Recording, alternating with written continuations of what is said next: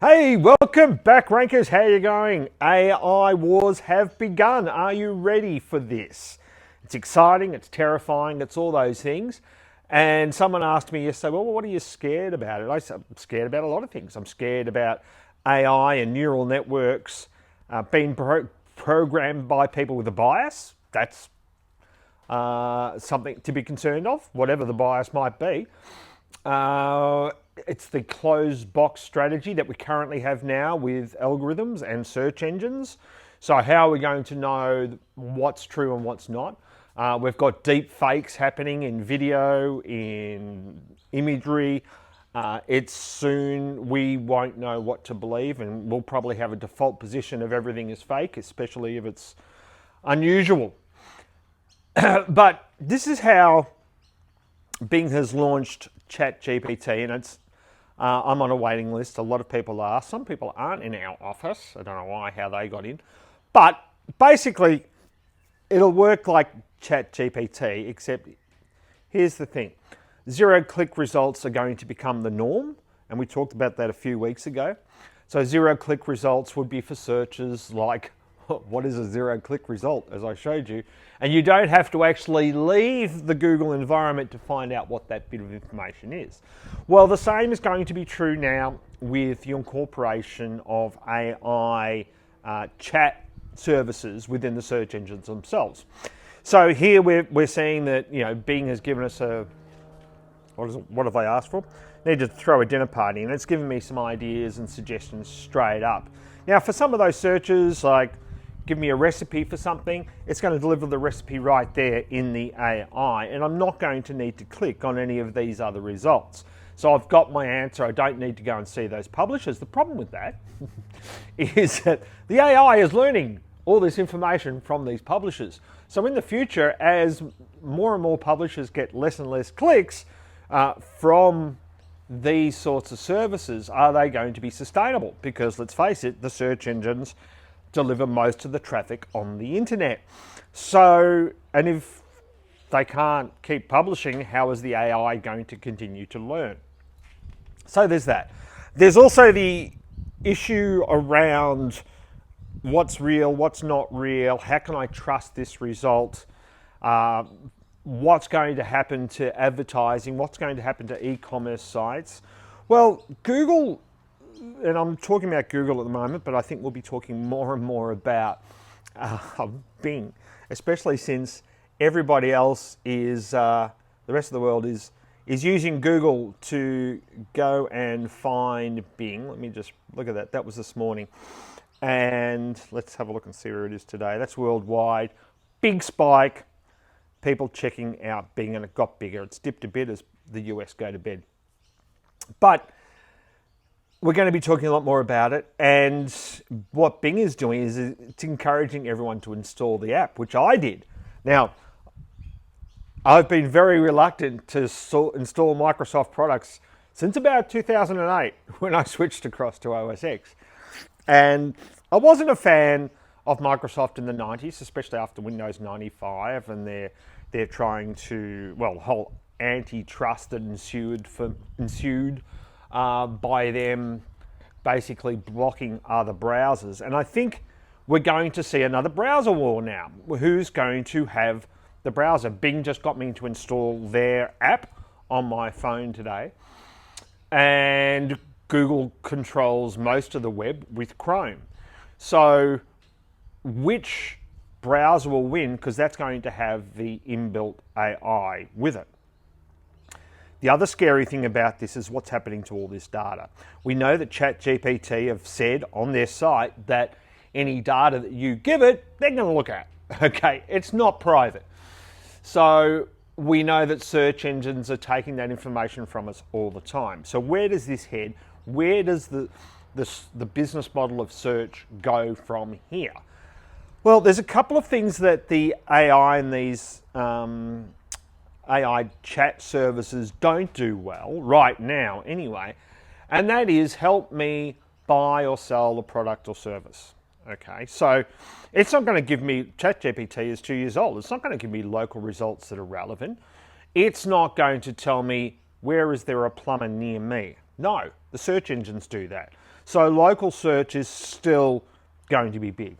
The other thing that I think is still going to be big is shopping, because the search engines make most of their money from e-commerce sites advertising, predominantly, and as well as lead gen. But if you're looking for a product or service, how are these AI tools going to help right now? They can't really right now. However, I sense that will change in the not too distant future, in that they will possibly have a personal AI shopping assistant that helps you select products based on your search history, based on your purchase history, based on the e-commerce sites that you visit, based on the products that you look on at eBay and on Amazon, based on the products that you might add to a wish list. Or maybe there's a business model here where AI starts creating the wish list for yourself and you can add things to it and it learns from that and it can tell you from that. But then what happens to that data? That gets uploaded to AI neural network somewhere. So unless we have the computing power of an AI network locally stored, then I think we're in for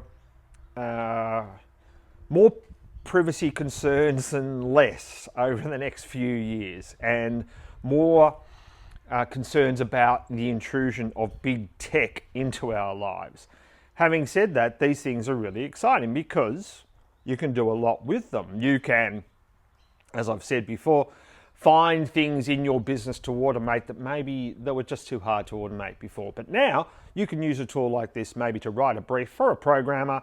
Like when I'm saying a tool like this, I mean ChatGPT at the moment. Bard isn't released. And incidentally, in case you're wondering what Bard is or Bard was, Bard is the thing that this programmer talked about last year as saying that the AI it was working on has a soul. So this is the one that Google's releasing. Now, Google said, no, that's not the case. It's just behaving like it has a soul because it said it was scared of death. That's nice. Just don't try to kill it. You could be in trouble. This is, Lambda is, let's see, let's go for Bard. And we'll bring up the actual acronym of what Lambda stands for. Here it is, Language Model for Dialogue Applications. I hate big tech branding. It's rubbish. Facebook does it well, Messenger, but Google's never done it well, and Bing's done it, well, Microsoft's done it better, but Lambda, horrible. Anyway, so, you know, the example that they use here is from the screenshot is this question about, is it easier to learn the piano or guitar? What it doesn't have, though, is any sort of citations or references of how it came up with that information. But if you get that as a result, and that's the question you ask, you're not going to be clicking on any of these things. So I think what Google will have to do is the shopping tab is probably going to become the main search function within Google that will start delivering traffic, or that will continue to grow traffic, because the AI and the chat tools don't deliver that information currently. And also local search will also deliver traffic. So in the short term, I think what business owners and site owners need to do is double down on all the things that make it easier for AI to understand their site, as we've said before, because we know it helps the ads, right? So, and look, the search engines, and especially Google, are getting a lot better at understanding these things because we've helped train them over the years. But it doesn't hurt, even though Google is so smart, it can work all these things out about your site. It's still going to be helpful if you have a cleaner, less noisy code, easier to understand, good metadata, all those things around your site. You're going to have a better chance when the AI wars are really heating up in the next few weeks, because it's a race now, and Google is worried because you might go and do an informational search and get a 0 click and not click on any ads, but the next search that you do You may, and the reason for that is that Google is giving you the result that you want. Now, as I've said before, I'm getting results out of ChatGPT I just wouldn't even bother going to Google for now because they're informational type searches rather than transactional, and I have to wade through 5 or 6 results and then hit the back button until I find what I'm looking for. Whereas what these tools have done is they've gone and done that work for you, right? So it's like being on number one but on steroids, except that they're not sending you to my site, even though they may have used my information to come up with their answer, is what the publishers will say. And we're already seeing it now with some of the AI tools around image search. So Getty Images is now suing Stable Diffusion AI, which is an open source AI platform, and Stable AI, I think, is the commercial entity that has been sued by Getty Images, because Getty Images say you've used all our content without permission and inappropriately. So then we come down to what's fair use. How does a court or a judge decide what is copyright, what's not copyright? Australia, we don't have any fair use laws, so how does it apply in different borders? All those sorts of things. It's a minefield. It's exciting, it's scary. Hold on to your hats, and because it's going to be a very interesting year. If you want to find out more about this, stay tuned, because our industry is changing rapidly and there's some exciting stuff happening.